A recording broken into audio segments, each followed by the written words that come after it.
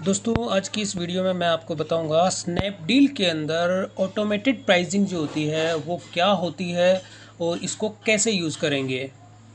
तो इसके लिए मैं सबसे पहले अपना स्नैपडील का जो सेलर पैनल है वो ओपन करूंगा।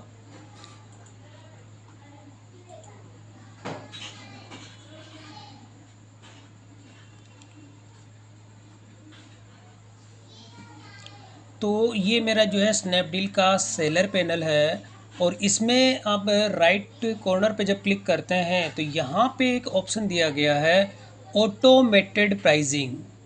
तो जब मैं इस पर क्लिक करता हूँ तो क्लिक करने के बाद यहाँ पे जितने भी कैटलॉग यानी कि जो भी प्रोडक्ट आपने सेलर अकाउंट में ऐड किए हैं, जितनी लिस्टिंग आपने की हुई है वो सारे के सारे प्रोडक्ट यहाँ पे डिस्प्ले होता है।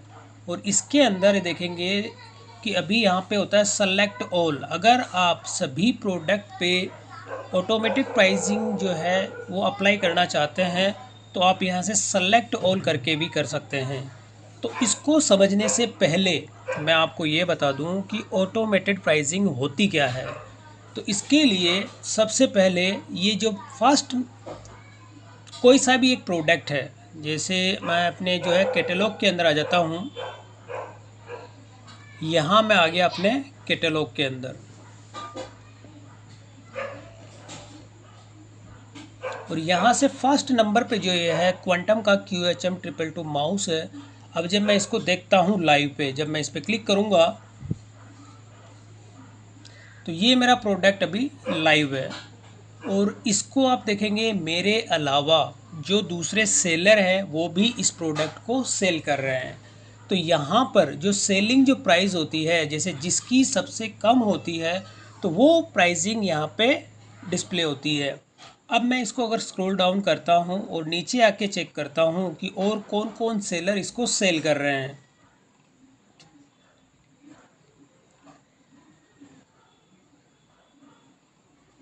तो यहाँ से मैं क्लिक करूँगा 3 मोर सेलर स्टार्टिंग फ्रॉम 179। तो जब मैं इस पर क्लिक करता हूँ और क्लिक करने के बाद अब आप देखेंगे यहाँ पे इस प्रोडक्ट को मल्टीपल सेलर जो है वो इसको सेल कर रहे हैं इस वेबसाइट पे यानी स्नैपडील पे। तो इसमें फर्स्ट नंबर पे जो है मेरा ही इसमें शो हो रहा है क्योंकि मेरी जो प्राइसिंग है इसमें सबसे कम है। बाकी सेकंड नंबर पे जो दूसरे सेलर हैं वो भी इसको अलग अलग प्राइस में सेल कर रहे हैं।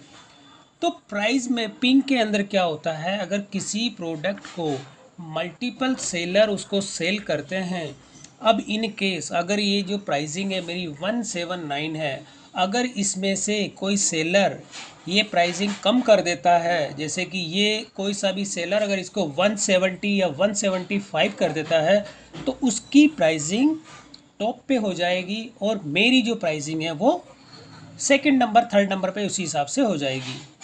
तो इसको एडजस्ट करने के लिए ऑप्शन दिया जाता है ऑटोमेटेड प्राइसिंग का।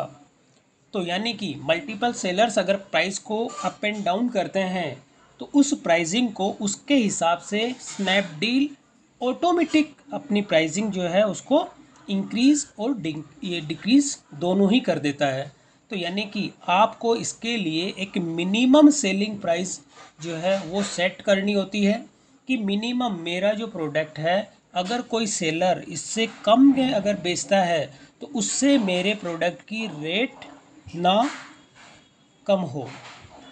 तो इसके लिए अब मैं आ जाता हूँ वापस अपने सेलर पैनल पे, इसे मैं कर देता हूँ क्लोज और अब मैं वापस आ जाता हूँ यहाँ पे ऑटोमेटेड प्राइसिंग पर।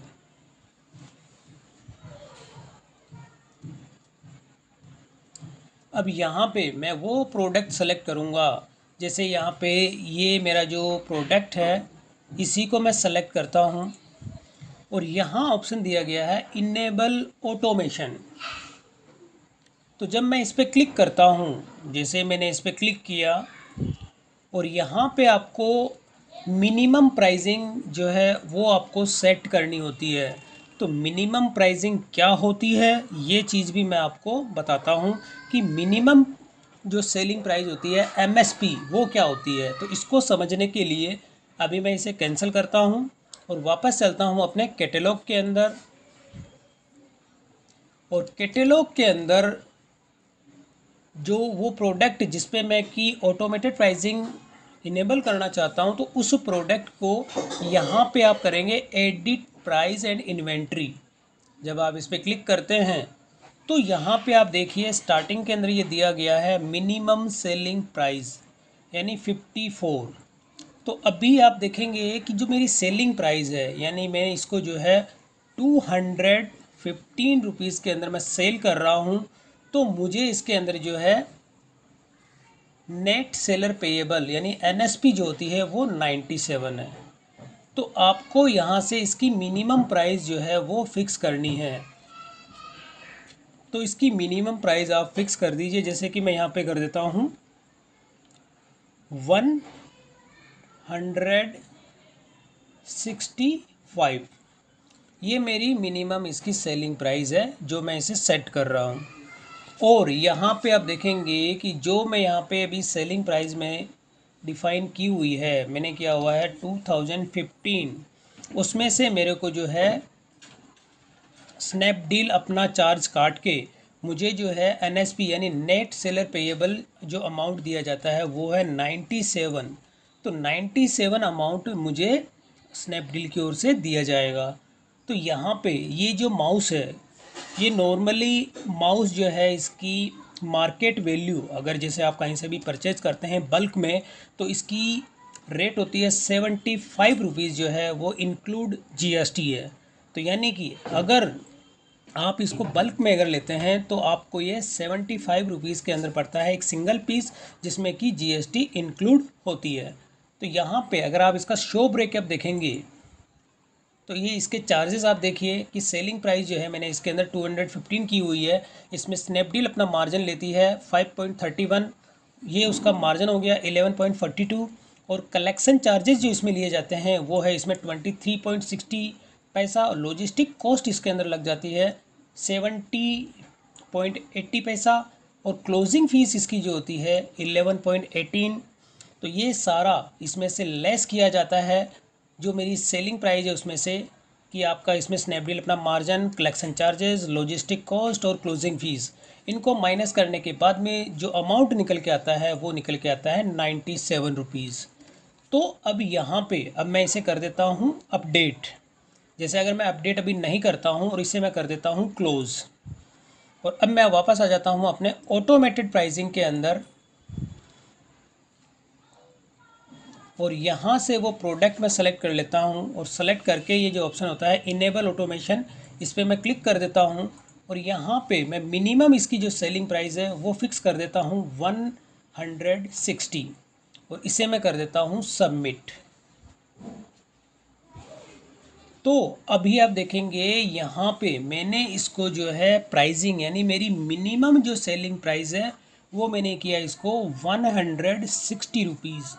तो ये प्रोडक्ट क्या होगा, अगर कोई दूसरा सेलर अपनी प्राइसिंग को डाउन करता है या अप करता है, तो ये मेरे जो इस प्रोडक्ट के अंदर जो इसकी प्राइसिंग है, जब मैं इस पर क्लिक करता हूँ और यहाँ पे अभी आप देखेंगे सबसे कम जो मेरी जो है इसके अंदर सेलिंग प्राइस आ रही है 179। तो अगर बाकी के जो सेलर हैं अगर वो भी अपनी प्राइस को कम करते हैं तो ये मेरी जो प्राइस है ऑटोमेटिक इसमें चेंज होती रहेगी। यहाँ पे जो दूसरे जो सेलर हैं ये देखिए, बाकी के अगर सेलर अपनी प्राइस को अगर डाउन करते हैं तो मेरी प्राइस भी डाउन हो जाएगी, और अगर मेरी प्राइस जैसे कि अप करते हैं तो उसके कंपेयर में, यानी कि वो जो मार्केट में जो एक कंपैरिजन जो चलता है किसी भी प्रोडक्ट का, तो वो चीज़ इसके अंदर कंपेयर होती रहेगी। यानी कि आपको मैन्युअली चेंज करने की ज़रूरत नहीं है, और आपके प्रोडक्ट की प्राइसिंग ऑटोमेटिक यानी ऑटो जो इसमें प्राइसिंग होती है वो आपकी प्रोडक्ट की ऑटोमेटिक प्राइसिंग इसके अंदर दूसरे सेलर जो जैसे जैसे चेंजेस करेंगे आपके प्रोडक्ट की प्राइसिंग उसी हिसाब से इसमें अपडेट होती रहेगी। और अब यदि आप इस चीज़ को डिसेबल करना चाहते हैं, अगर जैसे प्राइसिंग आप इसमें चाहते हैं कि आप इसको ऑटो अपडेट जो है वो ना हो, और अगर इसको बीच में जब भी आप इसको डिसेबल करना चाहते हैं तो यहाँ से आप इसको कर सकते हैं डिसेबल ऑटोमेशन। और इसमें आप मिनिमम जो सेलिंग प्राइस है अगर आप उसको घटाना चाहते हैं या बढ़ाना चाहते हैं तो वो चीज़ भी आप इसके अंदर एडिट कर सकते हैं।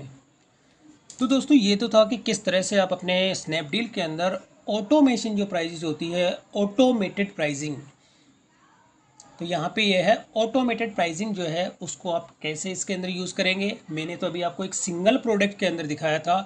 अगर यही चीज़ आप मल्टीपल प्रोडक्ट के अंदर अगर उस चीज़ को अप्लाई करना चाहते हैं तो कुछ ऐसे प्रोडक्ट हैं जो कि जिसकी मार्केट के अंदर डिमांड ज़्यादा है, और वो कंपैरिजन आप अगर किसी चीज़ को मैनुअल ना करके ऑटोमेटिक अगर करना चाहते हैं तो ये ऑप्शन उसके लिए दिया गया है कि आप अपने कुछ सेलेक्टेड ऐसे प्रोडक्ट हैं जिनकी की मार्केट के अंदर डिमांड ज़्यादा है तो उनकी प्राइसिंग यानी मिनिमम आप सेलिंग प्राइस यहाँ पे आप सेट कर देंगे तो उससे नीचे यानी ये प्राइसिंग उससे नीचे नहीं जाएगी और उस प्राइस तक आपके प्रोडक्ट की वैल्यू इंक्रीज और डिक्रीज होती रहेगी। यानी मैक्सिमम प्राइस इसके अंदर नहीं है, इसमें मिनिमम सेलिंग प्राइस जो है वो दिया गया है, क्योंकि मैक्सिमम जो सेलिंग प्राइस है वो आपने इसमें दे रखी है। सेलिंग प्राइस आपकी है 215, यानी कि अगर कोई दूसरा सेलर आपकी जो सेलिंग जो प्राइस अगर आप देते हैं 215, अगर कोई दूसरा करता है 210 या 205 या 200, तो ये जो ऑटोमेशन जो ऑप्शन होता है इसके अंदर ये प्राइसिंग आपकी ऑटोमेटिक अप एंड डाउन होती रहेगी। तो इस तरह से आप इस ऑप्शन का यूज़ कर सकते हैं। तो दोस्तों अगर वीडियो पसंद आए तो इसे लाइक और शेयर ज़रूर करें और मेरे चैनल को सब्सक्राइब करना ना भूलें।